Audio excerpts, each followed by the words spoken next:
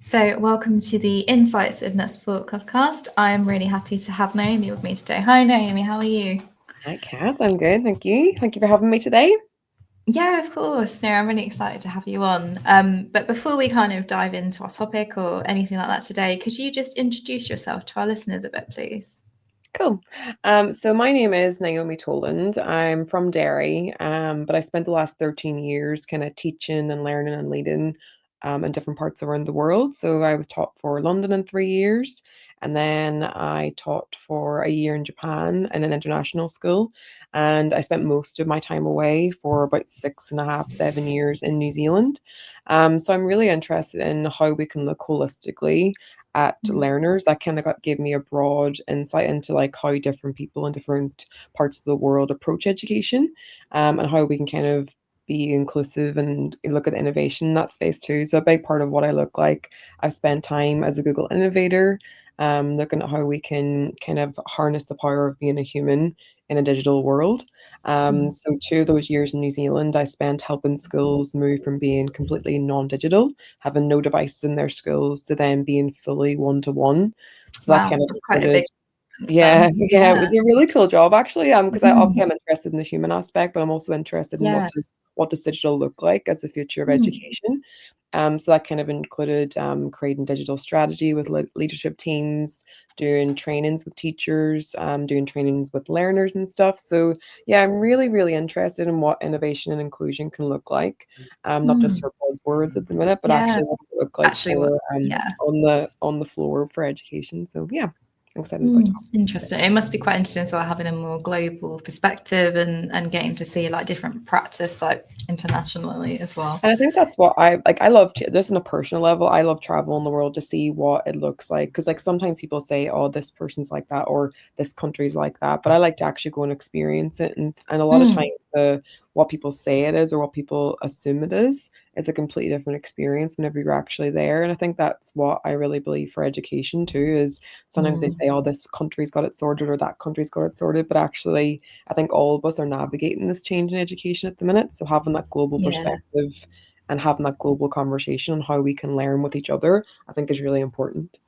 Yeah, definitely. It's interesting you mentioned Japan as well, because that's one of my favorite places to visit in the world. So Love it. yeah. So in our chat, we're going to talk about human flourishing. So Mm. first up, can you explain for anyone that's not really heard of the concept what it is? So for me, it's actually quite new as well. So I've been looking at it. So the OECD, I'm actually going to just like say out their little statement, just so I'll Yeah, go of out from course. that point of view, and then Yeah. say what it means for me then as well. So on their website, they talk about the idea of, we propose that as robots develop greater cognitive capabilities, humans should develop social and metacognitive intelligences that complement and harness artificial intelligence. And they talk a lot about the idea of what does a human look like in the digital world, and how does education support that. And I think so that's kind of what they say as a summary. There's so much more Yeah. people can look into it. But what that means for me is my company's called the Whole Human Hub. And so I'm really interested. I started getting migraines in my first year of teaching. I was getting them every single day. And as I was working in an inner city London school, a lot of my learners had a lot of things going on for them outside of education. So they were experiencing a lot of adverse childhood experiences. Needing a lot of And pastoral so, support, yeah, really. really, really big part of it. And it started to make me see way back then, about 10, 11 years ago, I started to say, what's going on for my body? Why am I getting these migraines? What's going on for me? What's going on for these learners whenever they're coming in? I can't just say, sit down and do your times tables. There's so much more I need to Yeah. create as a holistic environment for them. So it kind of started my pathway on how do we understand a human being and what does a human being need? And then how can we weave that into education? So that's what like human flourishing idea for me is really important. I think whenever I seen that on the OECD, I really connected with it. I'm still like kind of learning how the whole human hub integrates with human flourishing, but my Yeah. passion for that is I really believe that we really have to look at the human skills. I think there's a lot of information going now into the technology space, and a lot of money's going into the technology space. Mhm. But I think it's an and it's not an either or. I think it's a Yeah. and we have to look at how does the human flourish alongside digital flourishing. Mm. And so with my role in helping schools move from having no devices to one, I think a lot of Mm. focus can be put on the digital skills. And there's actually a really important part of it where it's what does the human look like in this as well. So yeah, I think that's a Mm. big why for me with the human flourishing is what does the human look like in the digital world? Yeah, no, that's really interesting, and it makes sense. Obviously, we're kind of within this digital world now, so it's Mm, finding that, carving out that space for the human within it, and then being able to integrate the best of both parts of that, the human characteristics and the more digital aspects as well. mm. And why do you think this is an important focus in education in particular? Well, I think for me, like I've been on a really big learning journey myself in my personal life the last year. And so it was partly digital that helped me with that. So my digital podcasts and things, but a lot of it was the human connection that helped me in that space whenever I was lonely, Mm, whenever I was going through change, whenever because I had to yeah. move from New Zealand back to Ireland. I've moved back to Ireland now, Mm, excited, back to being yeah. Derry. Big change though, Um isn't it? yeah, It is exciting. It's a yeah. huge, yeah. A big change. And so a big part of that was navigating what is my human experience. And a lot of times you can look at online and you can look at things and we have a loneliness epidemic, like that's known in Mm, the digital spaces now. And I think it's really interesting to be so connected, but also you can be so isolated. And yeah. so I think the big why in this space is the more we do have digital spaces, how are we creating human spaces in that way too? And a Mm, lot of us, we might be of the generation where we didn't have digital as much growing up. yeah. So we kind of know what it's like to have very much a non-digital life.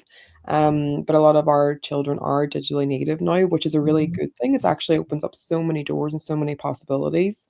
And it's really important, I think, that we navigate what does a human look like in that space. So I've been doing a lot of, I'm a breathwork facilitator and I lead kind of spaces where people look at kind of dealing with their own understanding themselves.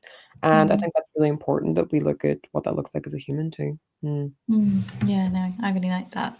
What are some of the potential benefits of embedding some of those human flourishing as principles into schools?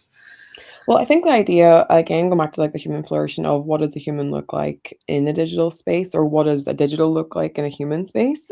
Mhm. And so whenever I was helping schools back in New Zealand, and I think what was really great in New Zealand was they had so much of a they had key competencies at the front of their curriculum, but also their culture is very much people based. It's songs, it's Mm, dancing, it's that culture is very much community led.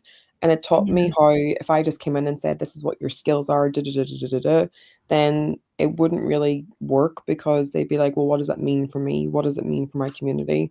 How do Mm, we allow digital interesting. to be there, but also how do we allow the human element to be there?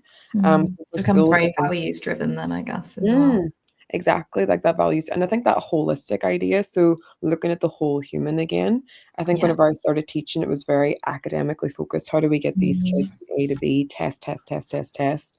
But in the real world, there's so much more than just being able yeah. to get a 70%, 80%, Mm, 90%. And so how are we preparing learners for for the world that they're currently living in, but also mhm, the world that they're moving into? And we know that creativity, critical thinking, collaboration, all those skills lead into being a whole human. So I think that's why it's really important. And I get it, it's really challenging talking to the schools and working alongside them. There's so mm. much that a school has to kind of hold space for as the whole human Yeah. idea. And it's not a one size fits all. So whenever I was working with schools, it has to be part of that digital strategy. It has to be part of that Mm, idea of what are you working together with? What is the whole human strategy? What is the human flourishing strategy? So that whenever you're focused on that as your vision, you're working towards and you're weaving that into your plan, mm. instead of it just being just the digital, oh, we have to get this into the curriculum now. Yes, it's not an Kind of add-on, it's holistic idea. moved Yeah. through. Mm. Yeah. What are some of those challenges for schools then in kind of getting that interweaved in? Well, I think again, it's time. I think like the idea Mm, of there's so much that we need to do, but I think yeah. also the way we used to do it, I think we're in a very interesting transitional time in education where the way we Mm, used to do it and the way we know we could do it, it's almost like we're in between that space. So we're carving out, we've got like an old pathway that we're currently still having to work on, and we're also creating a mm, new pathway. And so I think whenever I work with leadership teams, we did talk about how do we declutter the pathway to be able yeah. to create the new one. And it's and some of the ways that I seen that work best was kind of looking at maybe their yearly plan and looking at what do the and I think a lot of them, it's not a lot of leadership already do this. Mm, Um, but I think it's looking at the idea of what does your yearly plan look like? What digital things are you weaving in? What human side of things are you weaving in? And how do they mm, look? What does that look like? How are they contributing to the wider vision of the whole school? Because a lot of times now it's like, oh, we have to do all of our digital curriculum. We have to really, really upskill. But sometimes if you only focus on that digital side of things, the human mm, side can be lost incidentally. So I think it's very mm, intentionally looking at what does that look like whenever you're weaving that into your plan throughout the year. mm. What about in terms of our pupils? How can teachers kind of pass on that knowledge to them as well and help them with those kind of, yeah, building that human? I think it kind of starts with the teachers. So whenever I was Mm, working with, like I know for myself, me looking after me and looking at myself as a human has been a journey in itself. Like when me doing the breath mm, work and me kind of giving myself space to look at that things. yeah. It's almost like I need to resource myself so that I can resource the Mm, teachers. I mean, so I can yeah. resource then the children. Mm, And so I kind of think it starts with it's like an and of we're teaching the learners mm, how to do it. How are we also giving space for the teachers to do it? So, for yeah. example, some of the schools I worked with, they would then have workshops based on the whole human side of things so that the teachers could Mm, experience it instead of just being well-being Wednesday, all go look after yourself. It's actually mm, starting to yeah. embed that wellness into your practice, into your systems, and given that skill, that those skills in that space too. So I think for me, the quick ones that I saw as a teacher was how can I even do like little breathing sessions for me in my Mm, morning? How do I reset myself? Whenever I was getting the migraines every day, that changed mm, because I changed how I entered into school. Instead of my mm, morning being I have to, I have to, have to, have to, have to, I was already up to and really stressed to begin with in the morning. mm, I started to reset myself in the morning, give me 5 minutes just to do a bit of breathing. If I was a bit heightened, how can I bring myself back mm, before I start my day? And then that yeah. means I have more resources to then give to the kids as well, and then Mm, teaching the kids then those activities. So it would only yeah. have to be 5 minutes in the morning, doing a bit of Mm, breathing, bringing themselves into the space, bringing themselves into the classroom, and then starting their day. And it starts to create those building blocks that you can build upon mm, then with those human ideas. So there's lots of big things that we can do, as in yearly plans, but there's also mm. little actionable steps that we can take. I stopped getting migraines because I was taking those little steps to begin with. Wow, So yeah. it's like long-term Shows it plan. makes an impact. Yeah. Mm, mm, Even just small steps. mm. So speaking of small steps, then what would be a good first step for schools, do you think, that want to kind of start this journey?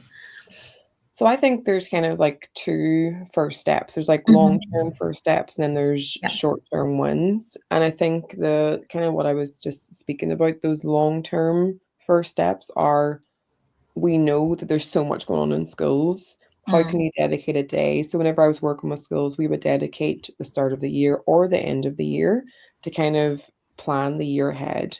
Yeah. And I know a lot of schools already plan a year ahead, but I think it's just being mindful in those conversations. How are you looking at how much digital is happening in your space, how much human experiences are happening in those space, and how we Mm. weave them together. So I think that's like a first step plan for Mm. um, the long-term idea of Yeah. it. And I think then the short-term plan could be how are you understanding what a human looks like and how are you giving little small wins to your teachers? How are you Mm. recognizing? Because I think it's almost like an intentional act of seeing human to human connection. So it's Mhm. kind of intentionally as a leader, just giving a smile, giving it's like that kind of holistic approach towards who you're working with, as well as looking at strategies of how you can bring the whole human in with breath work, with meditation, with wellness.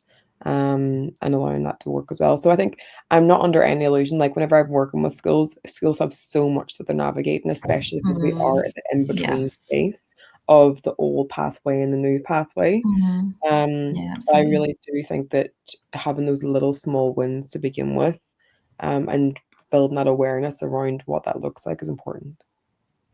Yeah, absolutely. Well, thank you so much, Naomi. I think we've learned loads from you today. So I really appreciate you coming on and sharing some of your insights.